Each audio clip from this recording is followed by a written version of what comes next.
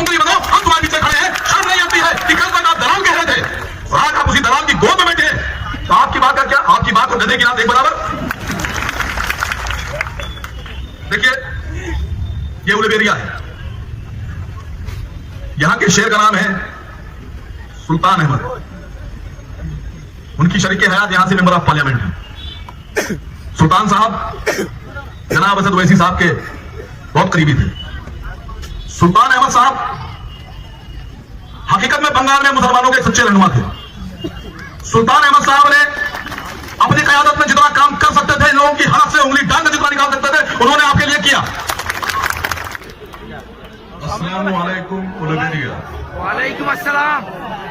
औज़ु बिल्लाहि मिनश शैतानिर रजीम। बिस्मिल्लाहिर रहमानिर रहीम। मैं उलुबेरिया की गयूर अवाम का शुक्रिया अदा करता हूं कि आप हम लोग को यहां सुनने आए, हम लोगों को आपने इज्जत बख्शी।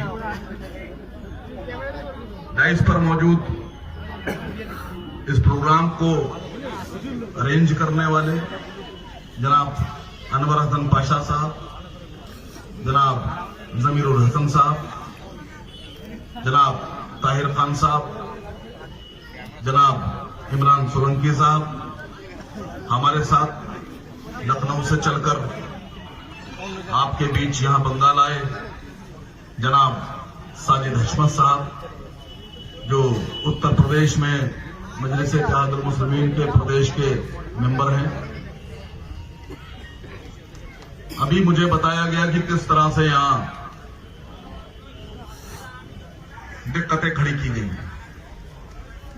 परमिशन नहीं दे रहे थे, दौड़ा रहे थे और फिर मुझे कुछ और बातें मालूम हुई।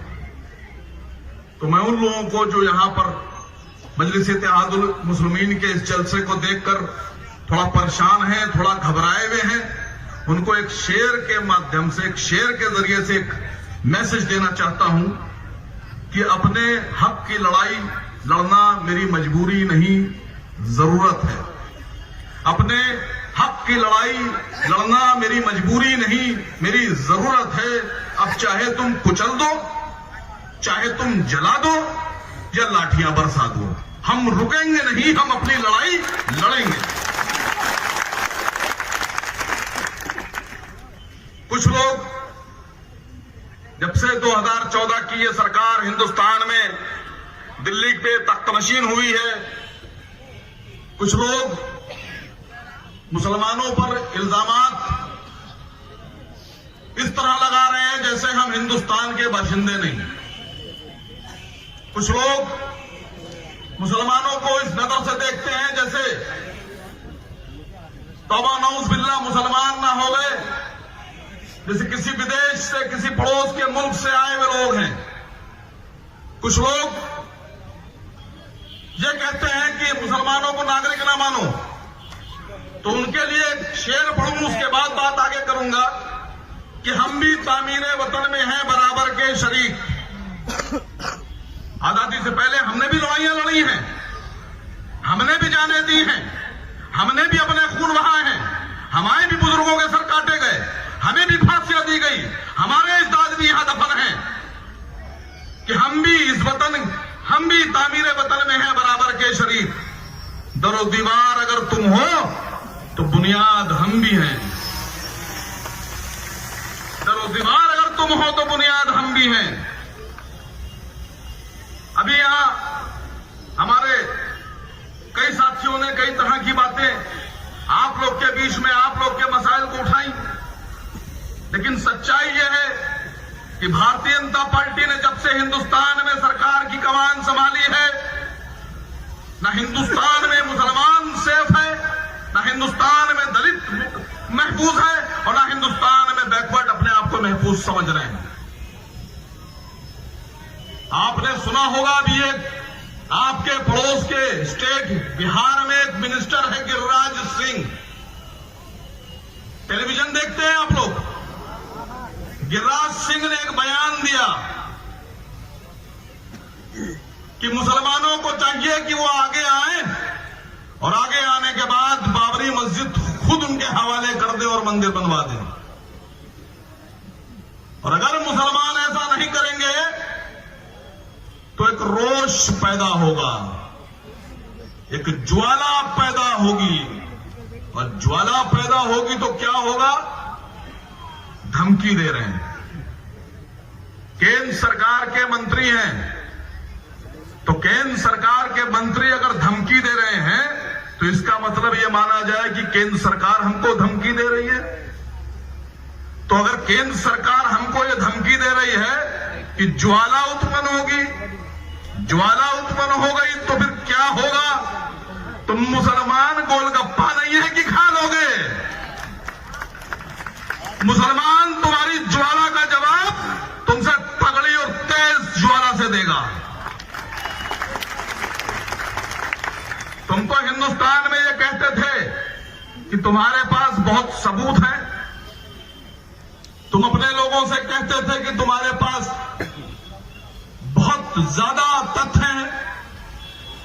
तुम कहते थे कि जो जमीन की खुदाई हुई आर्कियोलॉजिकल सर्वे ने की, उसमें यह साबित हो गया कि अयोध्या में बाबरी मस्जिद नहीं है। और तुम ये कहते थे कि तुम जब मुकदमा लड़ोगे तो मुकदमा जीत जाओगे। तुम ये कहते थे कि मुसलमानों ने अवैध तरीके से उस वक्त जब बाबर यहां आए थे कि मंदिर पर कब्जा करके मस्जिद बनाई।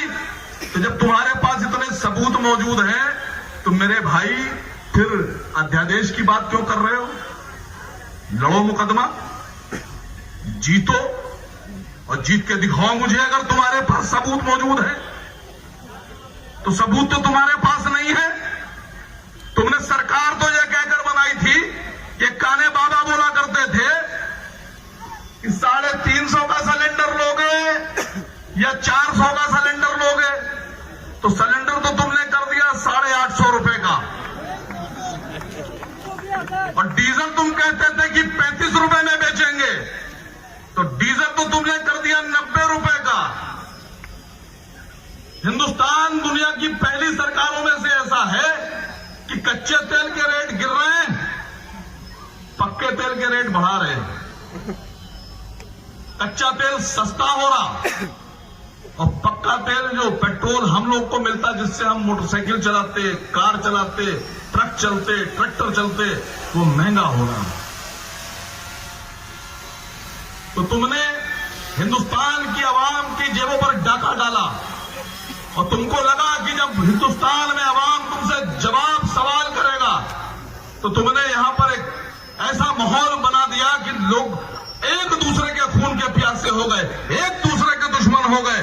तुम गाय के नाम पर उत्तर प्रदेश में, बिहार में, राजस्थान में लोगों को मारते हो, और मजलिस-ए-इत्तेहादुल मुस्लिमीन जब तुमसे सवाल पूछती है कि अगर उत्तर प्रदेश में गाय तुम्हारी मम्मी है, बिहार में तुम्हारी मम्मी है, राजस्थान में, मध्य प्रदेश में अगर मां है, तो फिर नागालैंड में, मिजोरम में, गोवा में, असम में ये तुम्हारे लिए खाने का सामान कैसे है? पहले तो ये बता दो। जब मजलिस-ए-इत्तेहादुल मुस्लिमीन सवाल पूछती है तो मजलिस-ए-इत्तेहादुल मुस्लिमीन से ये डर कर ये कहते हैं कि हम विदेश के हैं, हम ISI के एजेंट हैं, हम आतंकवादी हैं, हम सिमी वाले हैं, हम बगदादी वाले हैं। तो चाहे हम कोई वाले हों, आप इल्जाम बहुत लगाना, आप हमें अरेस्ट कराकर हमें जेल भेज देना, लेकिन आप ये तो बता दो कि आप नागालैंड और गोवा खुद अपनी मां को बचाने जाओगे या हमारे साथ चलोगे?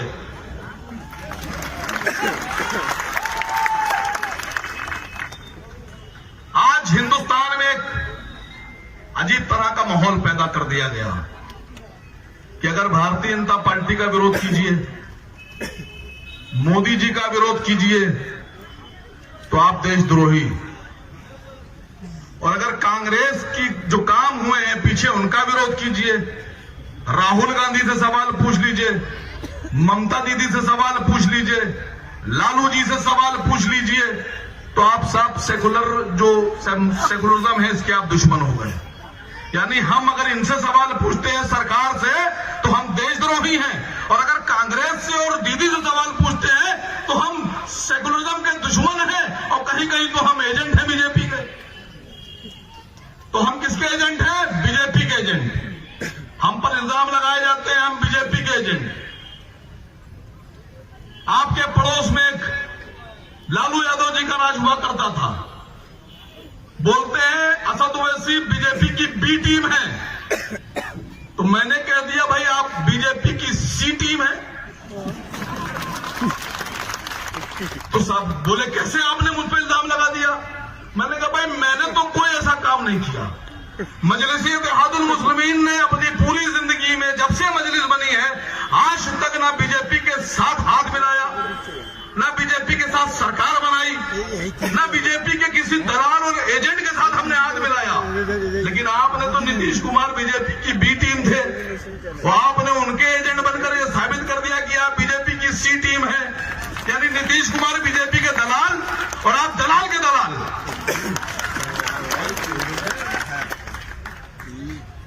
दीदी भी शायद आप लोगों से कहती होंगी कि इनके तरफ न जाना, ये बीजेपी के एजेंट हैं। तो मैं दीदी जी की बायोग्राफी पढ़ रहा था, तो उसमें लिखा है कि 98 में टीएमसी बनी और 99 में टीएमसी एनडीए के साथ चली गई। 98 में टीएमसी बनी इंडिया चली गई और 99 में टीएमसी एनडीए के साथ चली गई। एनडीए का मतलब भारतीय जनता पार्टी और उसका अलायंस। कांग्रेस ने कहा हमको ये तो बीजेपी के लोग हैं, तो बीजेपी के दलाल हैं। तो मैंने कहा भाई कर्नाटक में एक चुनाव हुआ, उस कर्नाटक के चुनाव में मजलिस इत्तेहादुल मुस्लिमीन ने कुमारस्वामी यानी जेडीएस जनता दल सेकुलर को सपोर्ट किया और असद ओवैसी साहब ने अपने सारे कैंडिडेट विड्रॉ कर लिए और कहा कि कुमारस्वामी को मुख्यमंत्री बनाइए। मजलिस इत्तेहादुल मुस्लिमीन और तमाम मुसलमान से अपील की गई कि आप अपना वोट कुमारस्वामी को दीजिए, जनता दल सेकुलर को दीजिए, देवगौड़ा की पार्टी को दीजिए। और राहुल गांधी जी और सिद्धरामैया जी जो मुख्यमंत्री थे वो अकेले चुनाव लड़ रहे थे। तो राहुल गांधी जी और सिद्धरामैया जी और उनके टोटल नेता अपने मंच से एक भी बयान ऐसा नहीं देना भूले कि जिसमें उन्हीं ने किसी मंच को जाकर पब्लिक को संबोधित किया हो, बयान दिया हो और ये ना कहा हो कि जेडीएस को वोट ना देना, ये बीजेपी के दलाल हैं, वहीं चले जाएंगे। पूरे एक महीने तक कांग्रेस के नेता राहुल गांधी, सिद्धरामैया ये ऐलान करते रहे कि जेडीएस को वोट मत देना, कुमारस्वामी को वोट मत देना, ये बीजेपी के दलाल हैं, ये बीजेपी के एजेंट हैं, ये उन्हीं के साथ जाएंगे। और कमाल देखिए अल्लाह का, आप कैसा जूता मारा कि जिस दिन काउंटिंग शुरू हुई उस दिन जिसको दलाल कह रहे थे उसके लिए फूल लेके खड़े हो गए कि भाई हम तुम्हारे साथ सरकार बनाएंगे, हम तुम्हारे साथ सरकार बनाएंगे, हम तुमको समर्थन कर रहे हैं, तुम मुख्यमंत्री बनो, हम तुम्हारे पीछे खड़े हैं।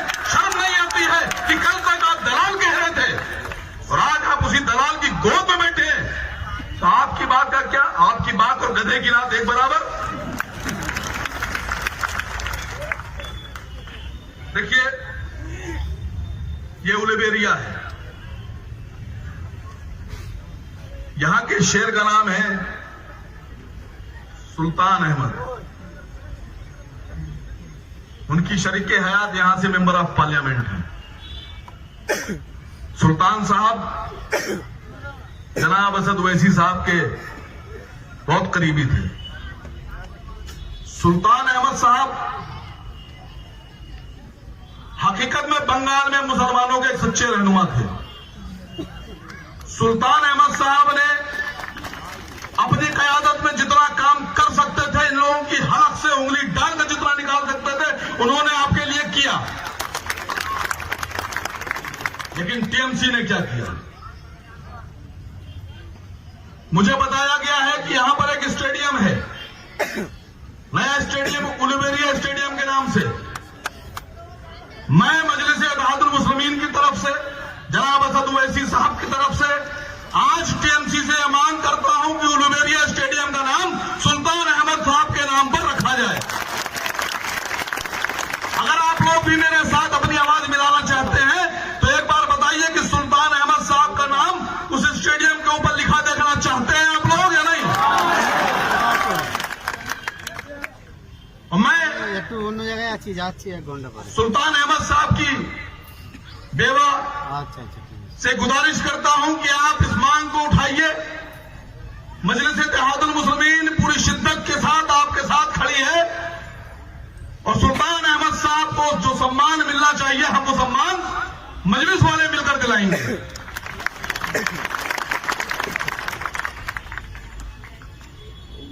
उलुबेरिया साउथ, अभी मुझे कोई बता रहा था, उलुबेरिया साउथ में 50% आबादी मुसलमानों की है। मुझे बताया किसी ने कि 50% आबादी है, और वहां के ऊपर जो प्रधानों का सिलेक्शन हुआ, जो यहां के एमएलएस ने प्रधान 13 चुने कि उनको आप वोट दीजिए, उनमें आपका एक भी भाई नहीं है।